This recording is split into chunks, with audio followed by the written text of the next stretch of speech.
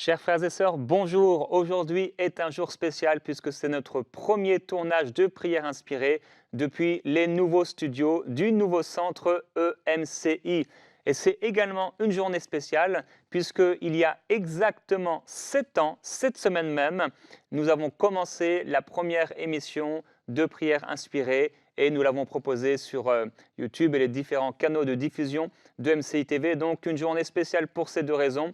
Et nous voulons vraiment vous remercier de tout notre cœur pour votre fidélité. Je tenais à vous remercier personnellement pour votre fidélité, pour votre amour pour Dieu, pour son œuvre, pour l'œuvre EMCI et pour tous vos commentaires, vos remarques. Et merci d'être là et particulièrement aussi un grand merci à tous les donateurs qui ont permis à cette émission non seulement de voir le jour, mais de continuer jusqu'à aujourd'hui. 7 ans après, nous sommes toujours là grâce à votre soutien, grâce à vos prières et grâce à l'assistance du Saint-Esprit. Alors, merci de tout cœur et on se retrouve tout de suite dans Prière Inspirée pour notre première émission à partir du nouveau centre EMCI.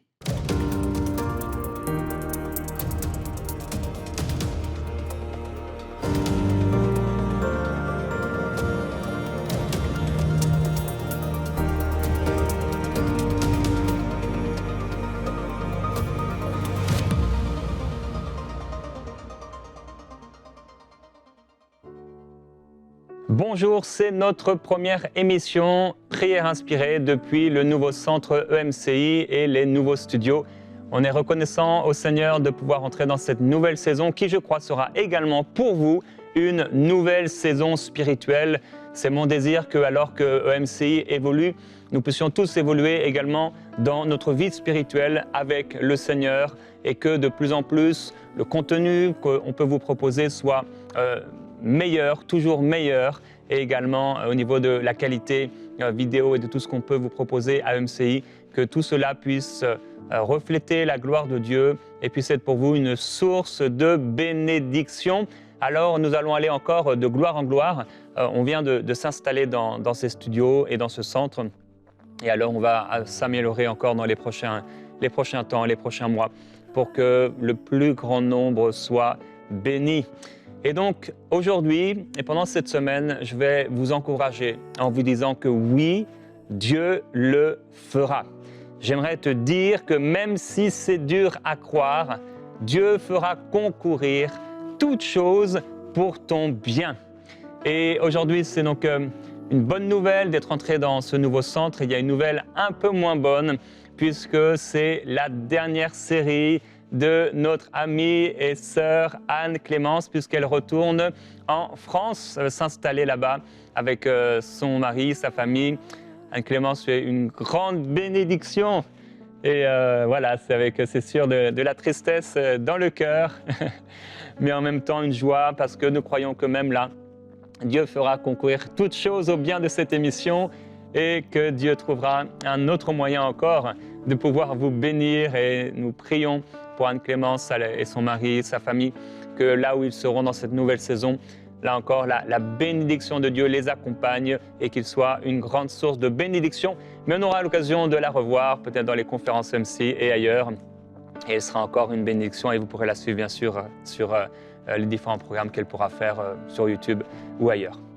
Alors, oui, on croit que même si c'est difficile à croire parfois, on passe par des temps difficiles, la parole de Dieu nous promet que Dieu fera concourir toutes choses à notre bien.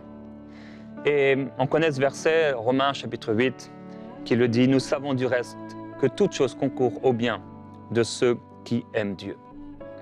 Alors cette déclaration, elle peut être troublante quand on la découvre, mais en même temps, elle nous rassure sur le fait que les choses vont travailler en faveur de notre bien. Et si nous aimons Dieu, nous pouvons croire avec certitude que les circonstances et que toutes choses vont être dirigées vers ce qui est bien pour nous.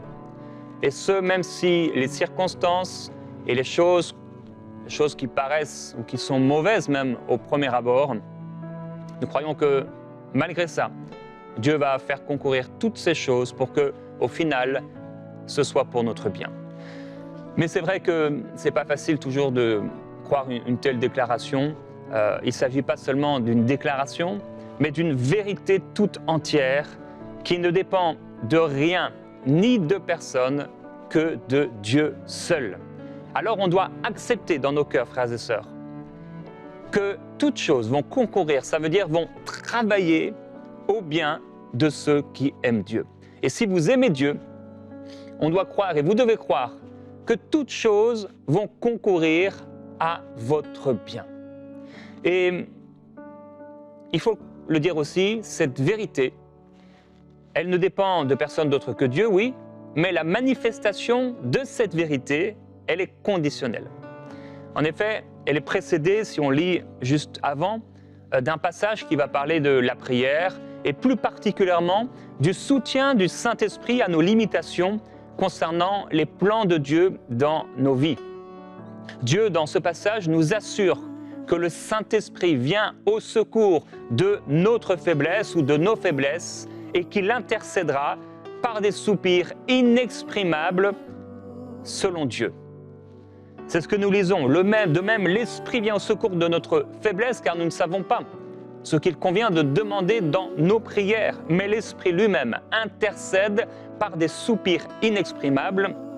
Et celui qui sonde les cœurs connaît quelle est l'intention de l'Esprit. C'est selon Dieu qu'il intercède en faveur des saints. Et nous savons du reste, oui, que toute chose concourt, travaille pour le bien de ceux qui aiment Dieu. Alors, premièrement, pour que le Saint-Esprit puisse pousser ces soupirs qui vont faire la différence, il nous faut donc entrer dans la prière selon sa volonté et que nous puissions être malléables. Tu peux le dire avec moi, Seigneur, je veux être malléable. Tu peux le dire au Seigneur, rends-moi malléable, je veux être malléable. Je veux prier selon ta volonté. Et donc, il nous faut prier selon la volonté de Dieu, être malléable dans notre caractère, afin qu'il puisse passer à travers nous pour préparer toutes les choses, mettre en place toutes les choses qui vont concourir à notre bien. Et donc, ça va nous demander une sensibilité à sa présence et surtout une grande et toujours une plus grande dépendance de Dieu. Dis-le au Seigneur, Seigneur, rends-moi dépendant de toi. Je veux être dépendant de toi. Rends-moi sensible à ta voix. Je veux être sensible à ta voix, Saint-Esprit, pour ne pas passer à côté de ce que tu voudrais faire, de ce que tu voudrais dire à travers moi. Saint-Esprit, je veux être sensible à tes impulsions, à ta direction et devenir de plus en plus dépendant de toi. Donc, si on a un esprit indépendant et qu'on ne prend pas le temps de prier, alors il est possible qu'on se retrouve dans des situations malheureuses qui n'auront rien à voir avec Dieu. Mais heureusement, même là, Dieu sera toujours disponible pour faire concourir toutes choses à notre bien à travers la repentance. Premièrement donc, pour pouvoir vivre cette vérité qui ne dépend que de Dieu, mais dont la manifestation est conditionnelle, la première condition, c'est que nous puissions entrer dans la prière selon sa volonté et que nous puissions être malléables. Deuxièmement, la deuxième condition, je le crois, c'est qu'il nous faut croire. Alors, je considère que la seule condition de la manifestation de cette vérité que Dieu fera concourir toutes choses à notre bien est la prière faite sous l'impulsion du Saint-Esprit. Mais cependant, je crois aussi qu'il faut aussi avoir foi en la nature de Dieu. La nature de Dieu, sa bonté, son amour, sa toute-puissance. Je dois croire que Dieu est bon pour moi. Tu dois croire que Dieu est bon pour toi et qu'il veut le meilleur pour toi. Tu peux le déclarer avec moi, Seigneur, je crois en ta bonté. Même si c'est dur parfois à croire dans mes émotions, à cause des circonstances, je crois que tu es bon pour moi et que tu feras concourir toutes choses à mon bien. Mais également, Seigneur, je crois en ton amour. Je crois que tu m'aimes et même quand j'étais encore pécheur, tu m'as aimé. Tu t'es donné pour moi. Ton amour est si grand. Tu m'as aimé le premier. Ce n'est pas moi qui t'ai aimé le premier, mais c'est toi qui m'as aimé le premier. Et tu peux le dire au Seigneur, Seigneur, merci pour ton amour. Merci pour ta bonté. Merci pour ta bienveillance à mon égard. Tu peux être convaincu, mon frère, ma sœur, de l'amour que Dieu te porte. Tu peux être convaincu que Dieu n'a pas changé d'un seul iota, d'un seul centimètre par rapport à son attitude d'amour et son amour, l'amour qu'il a envers toi. Dieu est amour. Et je prie aujourd'hui que tu puisses être couvert par l'amour de Dieu. Dieu t'aime d'un amour intense, d'un amour profond. Alors oui, tu dois aussi reconnaître la nature de Dieu, sa bonté, son amour, mais sa toute-puissance également. Dieu est un Dieu puissant et il n'y a rien d'impossible à Dieu. Dieu le fera. Sa puissance est illimitée. Il est celui qui ressuscite les morts et qui change les situations. Il transforme les situations et les circonstances pour la gloire de son nom et pour ton bien, pour mon bien, pour notre bien. Et même s'il y a des mauvaises nouvelles, des nouvelles qui sont moins bonnes, nous croyons que derrière cela, Dieu va faire concourir les choses pour que quelque chose de bon, quelque chose même parfois de meilleur arrive. Crois en la nature de Dieu. Donc, premièrement, je dois entrer dans la prière selon la volonté de Dieu et être malléable. Être malléable, ça veut dire si le Saint-Esprit vient et veut me pousser à entrer dans la prière et l'intercession, je veux être sensible et arrêter tout ce que je fais pour entrer dans la prière. Et deuxièmement, je le crois également, croire en la nature de Dieu. Parce que je pourrais entrer dans la prière et commencer à prier même selon la volonté de Dieu, mais si mon cœur ne croit pas en la nature de Dieu, en ce que Dieu est en train de faire à travers la prière, cela ne produira rien. Alors, le fait que toute chose concourt au bien de ceux qui aiment Dieu, c'est donc une vérité qui ne dépend que de Dieu, mais sa manifestation dépend de notre degré à dépendre du Seigneur qui veut prier à travers nous pour que ces choses travaillent en notre faveur. Et tout comme l'oxygène qui est présent partout autour de nous, cet oxygène travaille sans qu'on ait besoin de faire quoi que ce soit. On est né et on a commencé à respirer sans que personne ne nous ait appris à le faire. Et c'est une vérité qui n'a rien à voir, entre guillemets, avec nous.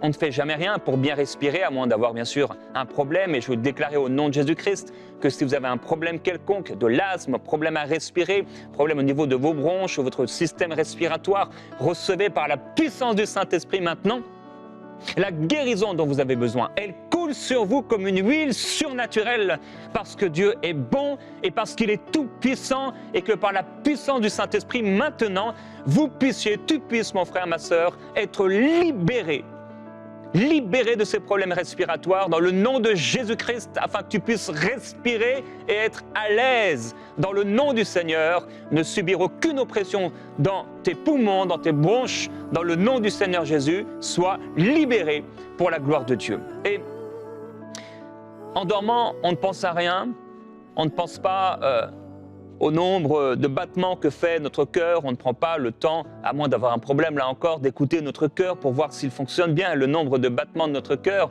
Et pourtant, on sait qu'un cœur en bonne santé, il va battre entre 50 à 80 fois, imaginez, par minute. Notre cœur bat 100 000 fois environ par jour, c'est incroyable.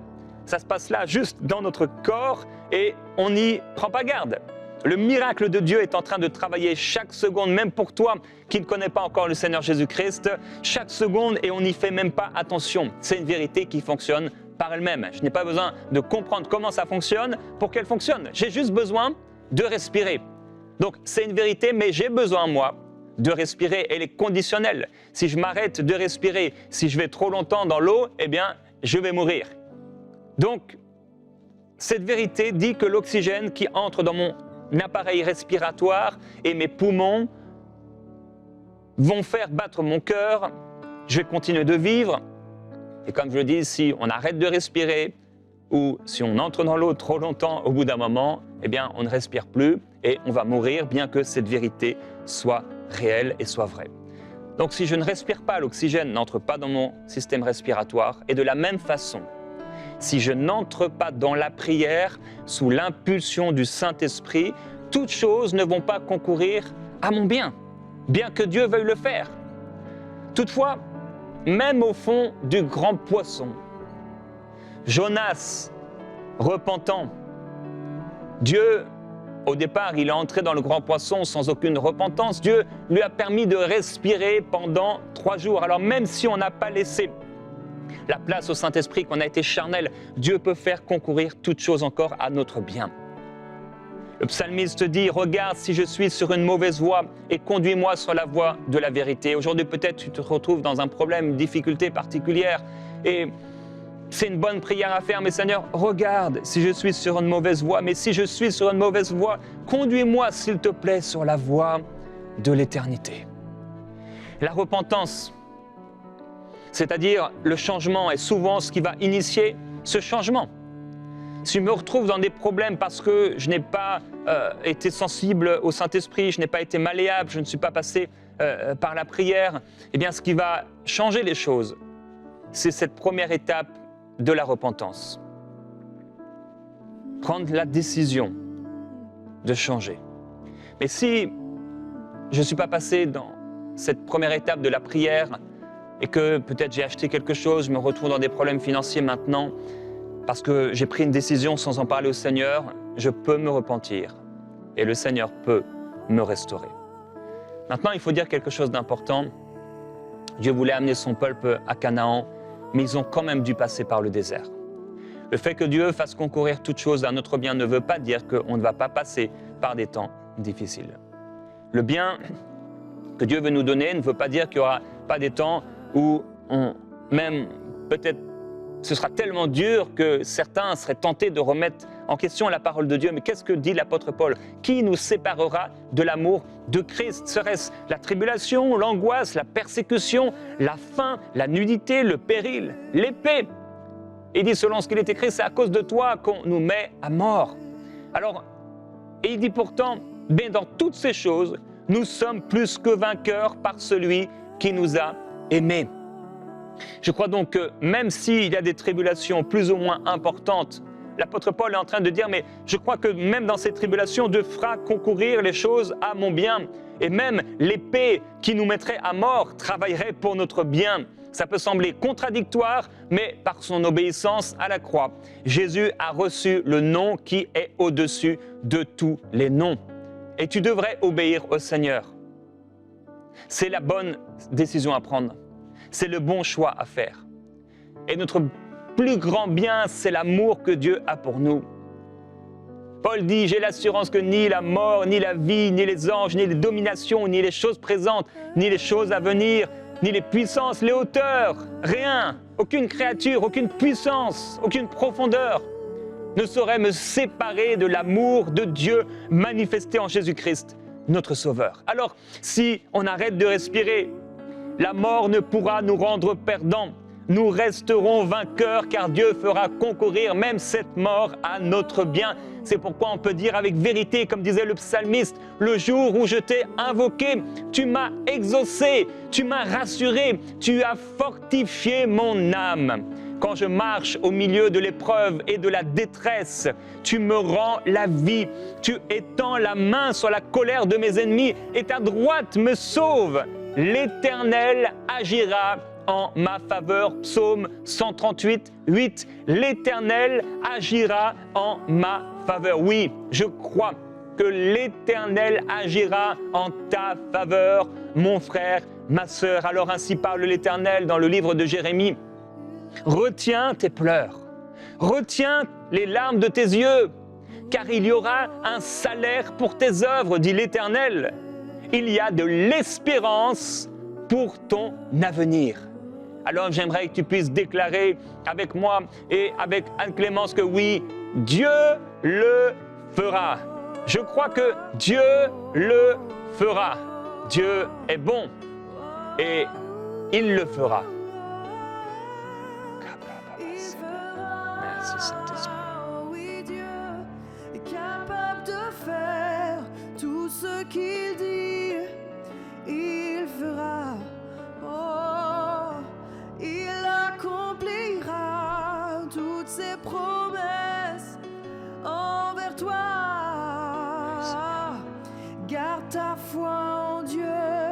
Garde cette foi. Il ne t'abandonnera pas. Non.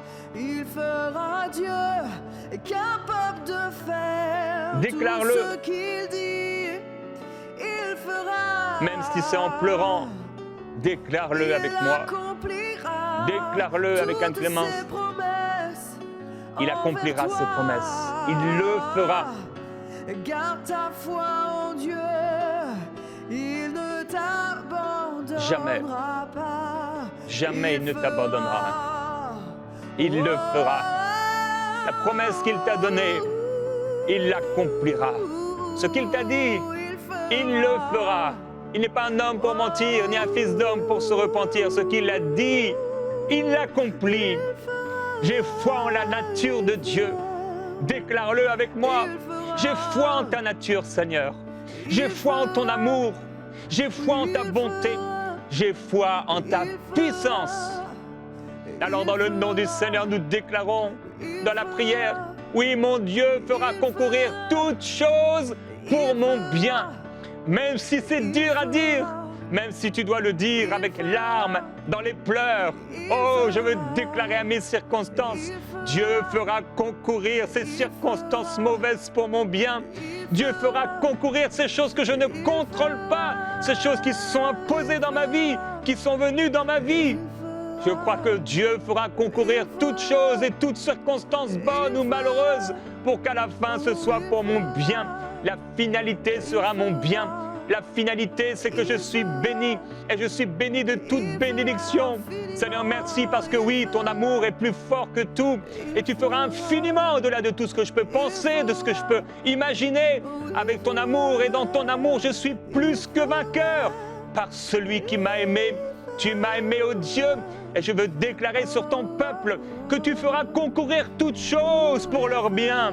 Père, c'est pourquoi nous voulons nous rendre malléables et croire ta parole. Nous voulons nous laisser, Seigneur, être malléables et diriger, nous laisser diriger, inspirés par toi, afin de pouvoir prier tes prières, afin de pouvoir entrer dans l'esprit et vivre ces soupirs, ces gémissements dans l'esprit qui créent, qui font la différence. Et Père, je prie pour ton peuple et pour tous ceux qui n'ont pas encore découvert ces prières inspirées par l'Esprit qui poussent, qui amènent à pousser des soupirs et des gémissements surnaturels, spirituels et profonds et qui bouleversent les choses, qui mettent en place les choses pour notre bien. Oh, je prie que quelque chose de nouveau se passe pour toi, mon frère, ma sœur, que tu vives une transformation, un changement dans ta vie spirituelle, et que quelque chose de nouveau, ce gémissement, ce soupir dans l'esprit, tu puisses le vivre et que ça crée une différence profonde dans ta vie. J'aime quand le Saint-Esprit prend le contrôle et qu'il m'amène à pousser ces soupirs et ces gémissements spirituels. C'est que quelque chose que j'ai découvert des années après que j'ai accepté le Seigneur. J'ai commencé à me laisser toucher par l'Esprit, prendre plus de temps avec lui, et j'aime quand il prend le contrôle et il m'amène à soupirer dans l'esprit, à pousser ces soupirs et ces gémissements dans l'esprit. Et à ce moment-là, plus rien ne compte. Plus rien ne compte. Rien ne change à l'extérieur. Mais j'ai une foi pleine et entière et une pleine conviction, une ferme assurance que toute chose va concourir à mon bien. Et alors que tu pousses ces soupirs dans l'esprit, en réalité, tes yeux sont tellement fixés vers le Seigneur Jésus-Christ que tu oublies tout le reste. Et je prie que tu puisses le vivre. Père, je prie que nous puissions le vivre. C'est quelque chose que Dieu veut amener parmi son peuple. Dieu veut l'amener dans la francophonie. Pas des soupirs initiés par l'homme, pas des soupirs charnels, mais des soupirs du Saint-Esprit et des gémissements dans l'esprit qui bouleverseront des vies, des villes, des églises, des familles. Parce que des hommes et des femmes se laisseront diriger, toucher, être malléables. Dis au Seigneur, je veux être malléable. Seigneur, je veux me laisser faire. Je veux entrer dans ces prières de l'Esprit et découvrir ces soupirs inexprimables. Je ne pourrais les exprimer dans ma langue, mais par des cris, par des larmes, par des gémissements. Je vais vivre, manifester les soupirs de l'Esprit qui créeront toutes choses pour mon bien. Père, je prie pour mon frère et ma sœur, afin qu'ils ne se limitent pas à une vie de prière naturelle, psychologique et intellectuelle. Je prie qu'ils ne se limitent pas à calculer, à raisonner les choses, mais qu'ils puissent aller bien au-delà. Aller dans les profondeurs de l'esprit. Entrer dans l'esprit, se laisser mouvoir, toucher par l'esprit, se laisser contrôler par l'esprit. Nous voulons pousser ces soupirs, ces gémissements spirituels profonds qui créeront toutes choses, qui mettront en place les choses qui feront concourir tout pour notre bien. Dis au Seigneur avec moi, je te fais confiance. Seigneur, je te fais confiance. Dis-le à haute voix, oui. Je te fais confiance, Seigneur. Il y a des choses qui arrivent. Je ne les ai pas contrôlées, certaines je ne les ai pas désirées. Je ne les attendais pas. Mais je crois que tu contrôles les choses et que tu feras concourir toutes choses pour mon bien. Et si j'ai péché comme Jonas, si je suis dans le ventre du grand poisson au milieu de l'océan, je ne peux rien contrôler. Oui, quelqu'un doit se repentir parce que ces circonstances ne sont pas le fruit d'une orchestration divine, mais simplement d'un péché. Et là où tu es, tu peux lui demander pardon. Seigneur, pardonne-moi. Pardonne-moi de ne pas avoir été dans la prière. Pardonne-moi de ne pas t'avoir confié ma vie, mes jours, de ne pas t'avoir reconnu dans toutes mes voies. À cause de cela, tu n'as pas pu aplanir mon sentier. Et je te fais confiance. Parce que même au fond de mes problèmes, au fond de l'océan, je crois que tu es capable de parler aux grands poissons de problèmes, aux grands poissons de difficultés, aux grands monstres marins. Et une seule parole de ta part suffit pour qu'il me recrache sur la terre ferme et qu'il me ramène au cœur de la volonté parfaite que tu avais pour moi. Alors dans le nom du Seigneur, alors que quelqu'un se repent aujourd'hui, je veux déclarer à ce monstre marin, je veux déclarer à ce monstre spirituel qui s'est attaqué à toi, au nom de Jésus, qu'il te recrache maintenant et que le Père te saisisse par sa main et t'introduise à nouveau au cœur de la volonté du Père. Qu'aujourd'hui tu retrouves le chemin qui t'amène à Dieu, le chemin de la volonté parfaite de Dieu, en déclarant, oui, Dieu le fera. Dieu le fera, il fera concourir toutes choses à mon bien, même si je ne comprends pas ce qui m'arrive, même si je ne le saisis pas, même si je ne peux le contrôler, le raisonner. Eh bien, je crois en Dieu, je crois en toi, Seigneur, tu le feras. Dieu fait concourir toutes choses à mon bien, je le déclare à mes circonstances, je le déclare à mes problèmes. Dieu est bon pour moi et il est puissant pour transformer toute situation pour mon bien.